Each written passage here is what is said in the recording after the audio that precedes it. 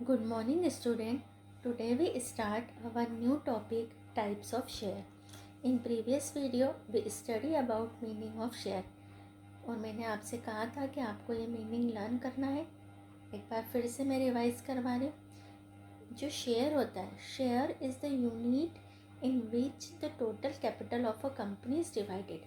Share एक unit होती है जिसमें कंपनी की टोटल कैपिटल डिवाइड होती है.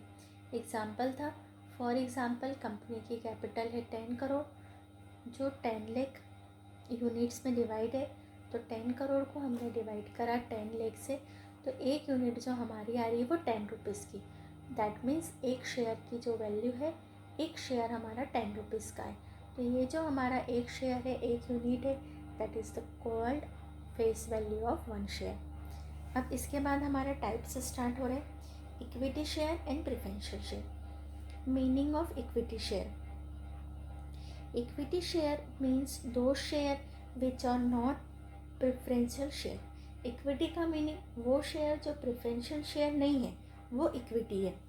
Equity share holder gate dividend from the divisible profit of the company just after the distribution of the dividend of the preferential share holders. Equity share holder वो share holder होते हैं जिनको कि dividend कब मिलता है, जबकि प्रेफरेंशियल शेयर को डिविडेंड पे हो जाता है. तो प्रेफरेंशियल नाम से ही पता है कि जिनको प्रेफरेंस दी जाती है. तो प्रेफरेंशियल शेयर होल्डर को डिविडेंड देने के बाद जो डिविजिबल प्रॉफिट बचता है वो इक्विटी शेयर होल्डर को डिवाइड होता है. And if no profit remain after distribution of dividend to the preferential shareholder, then they get nothing in the form of dividend. और suppose अगर कंपनी को प्रेफरेंशियल शेयर होल्डर को dividend pay करने के बाद अगर कुछ भी प्रॉफिट नहीं बचता है, तो इक्विटी शेयर होल्डर को कोई भी डिविडेंड रिसीव नहीं होता है, क्योंकि ये रियल ओनर होते हैं कंपनी के. अगर कंपनी अच्छा प्रॉफिट कमा रही है तो सबको देने के बाद जो बचेगा वो इक्विटी वालों का होगा. और सपोज़ प्रेफरेंशियल को देते देते अगर प्रॉफिट फिनिश हो गया तो इक्विटी शेयर होल्डर को कुछ भी प्रॉफिट नहीं मिलता है. Thus in the same way if the company get winded up. Winded up का मतलब है कंपनी हमारी एंड हो रही है, फिनिश हो रही है, ख़त्म हो रही है. Equity share holder their capital is also risk capital. तो यहाँ share holder are paid at the end. उनको एंड में पेड होता है. The equity share holder take maximum risk. अगर हमारी कंपनी का वाइंडिंग अप हो रहा है, कंपनी हमारी एंड हो रही है, तो उस समय इक्विटी शेयर होल्डर को सबसे लास्ट में पे किया जाता है. इसीलिए जो मैक्सिमम रिस्क होती है वो इक्विटी शेयर होल्डर्स की होती है. Therefore there capital is also called risk capital. तो इनकी कैपिटल को हम क्या कहते हैं, रिस्क कैपिटल भी कहते हैं. The company gets more income they receive maximum dividend. अगर कंपनी ज़्यादा प्रॉफिट कमा रही है तो इनको ज़्यादा डिविडेंड मिलता है. Professor Simon Bell and Kaley have defined equity share capital. This is the capital which bears unlimited ultimate risk. क्या बियर करते हैं ये, ultimate risk of the enterprises and which also acquire the residual earning. जो भी earning बची हुई है उसको इंजॉय करते हैं. रिसोर्सेज ऑफ एंटरप्राइजेस, सारे रिसोर्सेज पर राइट्स होता है. Control of business is centralise in the hands of the form of the capital. और पूरी कंपनी की कैपिटल इनके हाथों में होता है, पूरे सेंट्रलाइज पावर इनके हाथों में होता है. तो equity share holder is a real owner of the company. पहले प्रेफरेंशियल शेयर वालों को डिविडेंड पे किया जाता है. अगर कुछ बचता है तो वो इक्विटी वालों को मिलता है. अगर on winding up the company, जब हमारी कंपनी का समापन होता है, एंड होता है, तो सबसे लास्ट में इक्विटी शेयर होल्डर को पे किया जाता है. तो maximum risk equity share holder की होती है, इसलिए इनकी कैपिटल को रिस्क कैपिटल भी कहा जाता है. मीनिंग आपको यहाँ से लेना है जितना मैं आपको अंडरलाइन करके दे रही हूँ. यहाँ से लेना है,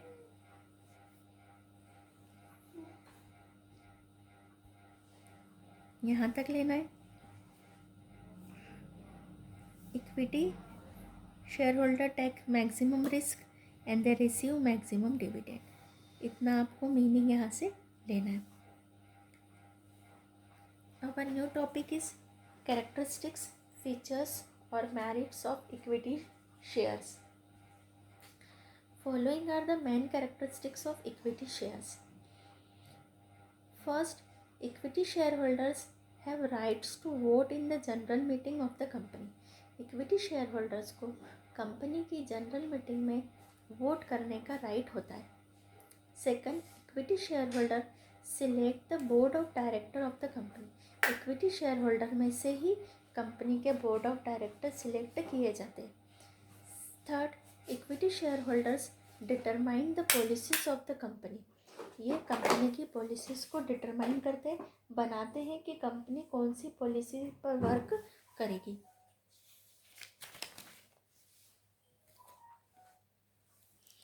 in general circumstances capital of equity share holder is not paid in life period of the company. अगर जनरली इक्विटी वालों को कभी भी उनके शेयर्स का पैसा रीपे नहीं होता है कंपनी के लाइफ टाइम में।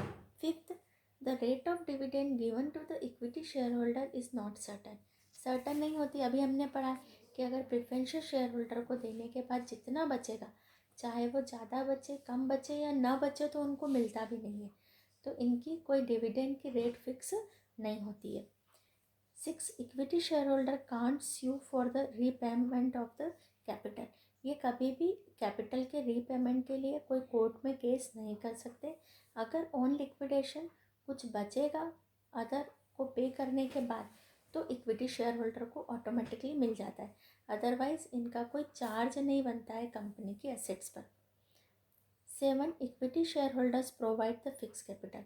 इक्विटी शेयर होल्डर कंपनी को फिक्स कैपिटल प्रोवाइड करते हैं, ये हमेशा कंपनी में बनी रहती है।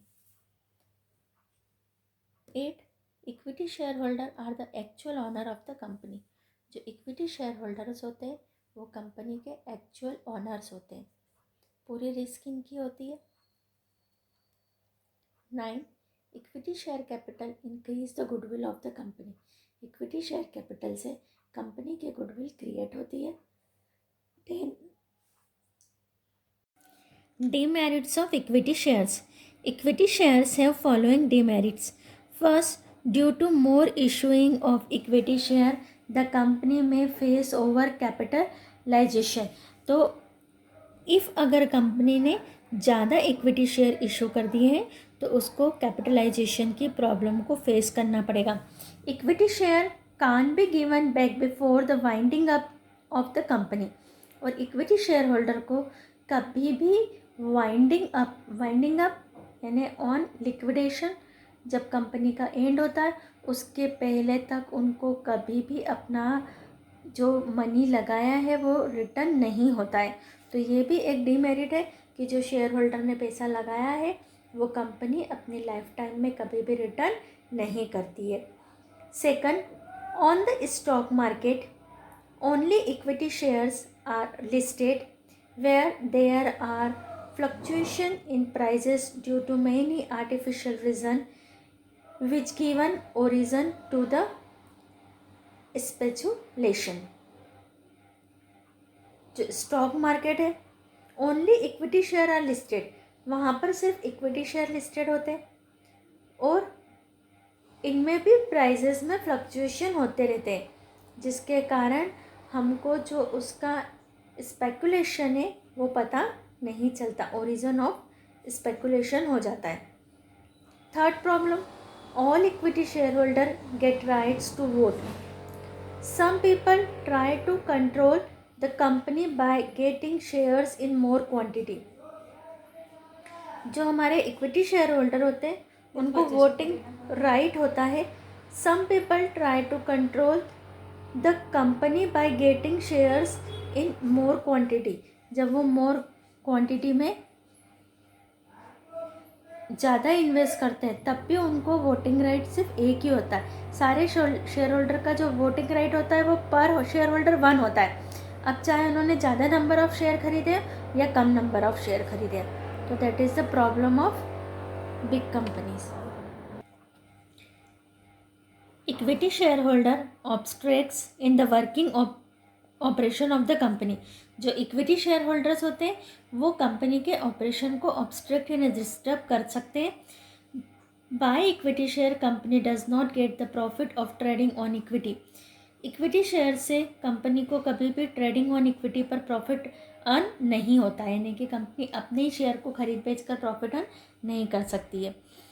Then 6, income of equity share holder is not definite. जो इक्विटी शेयर होल्डर्स की जो इनकम होती है वो कभी भी डेफिनाइट नहीं होती है, बिकॉज उनको सबसे आखिरी में अगर कुछ प्रॉफिट बच रहा है तो उनको मिलता है। अब वो इवन अगर कंपनी सफिशिएंट प्रॉफिट अर्न कर रही है तो ज़्यादा डिविडेंड मिलता है, और अगर कंपनी लॉस सफ़र कर रही है या कंपनी के पास इक्विटी तक आते आते अगर प्रॉफिट फिनिश हो गया है, तो इन केसेस में इक्विटी शेयर होल्डर को कोई भी प्रॉफिट रिसीव नहीं होता है। तो एनी 4 पॉइंट आपको यहाँ से लर्न करने। अब हमारा स्टार्ट हुआ मीनिंग ऑफ प्रेफरेंशियल शेयर।